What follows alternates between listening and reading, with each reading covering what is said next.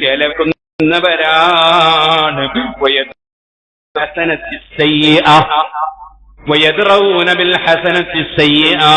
പലരും ചോദിച്ചില്ലേ ഇമാം ശാഫിഈ റളിയല്ലാഹു അൻഹുവിനോട്, മഹാനവറുകൾ പാടിയില്ലേ, ഖാലൂ സകത്ത വഖദ് ഖുസിംത ഖുൽതു ലഹും ഇന്നൽ ജവാബ ലിബാബി സിർരി മിഫ്താഹു. ശാഫിഈ ഇമാം റളിയല്ലാഹു അൻഹുവിനോട് പലരും ചോദിച്ചു, നിങ്ങൾക്കെതിരെ ഇത് വാദോറാതെ പ്രസംഗിച്ചു നടക്കുന്നുണ്ടല്ലോ ചിലര്, നിങ്ങൾക്കെതിരെ പ്രസംഗിക്കൽ മാത്രം ഡ്യൂട്ടിയാക്കിയവരുണ്ടല്ലോ, നിങ്ങളെ ഒരുപാട് വിമർശിച്ചല്ലോ, നിങ്ങൾക്കെതിരായി ഒരുപാട് പറഞ്ഞല്ലോ, നിങ്ങൾ എന്തേ മറുപടി പറയാത്തത്?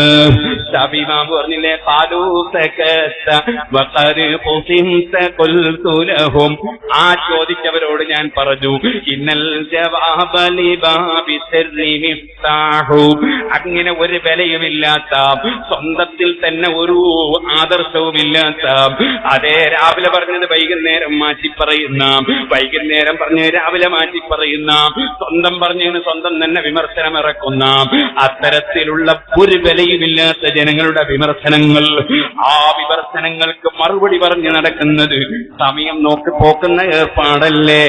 അതുകൊണ്ട് തന്നെ അത്തരം ആളുകൾക്ക് വിമർശനത്തിന് മറുപടി പറയുന്നത് ഇന്നൽ ജവാബ ലിബാബി സിർരി മിഫ്താഹു, അത് നാശത്തിന്റെ താക്കോലാണ്. ഞാൻ നാശത്തിന്റെ താക്കോൽ ഉപയോഗിക്കാൻ ഉദ്ദേശിക്കുന്നില്ല എന്ന് മഹാനായ ഇമാം ശാഫിഈ റളിയല്ലാഹു അൻഹു പറഞ്ഞില്ലേ?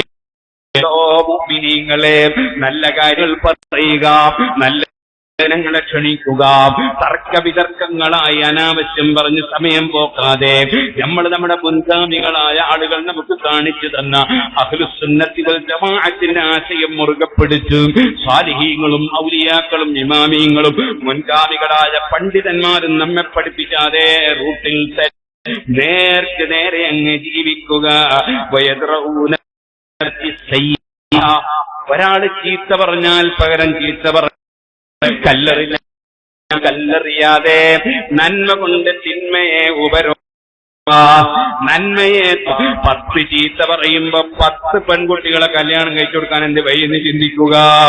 അതുപോലെ തന്നെ 10 തെറി പറയുമ്പോ 10 പാവപ്പെട്ടവർക്ക് 10 വീടുണ്ടാക്കി കൊടുക്കാൻ എങ്ങനെ കഴിയുമെന്ന് ആലോചിക്കുക. അതുപോലെ തന്നെ 10 ചീത്ത പറയുമ്പോ 10 സ്വലാത്ത് കൂടുതൽ എങ്ങനെ ചെല്ലിക്കാൻ കഴിയുമെന്ന് ആലോചിക്കുക.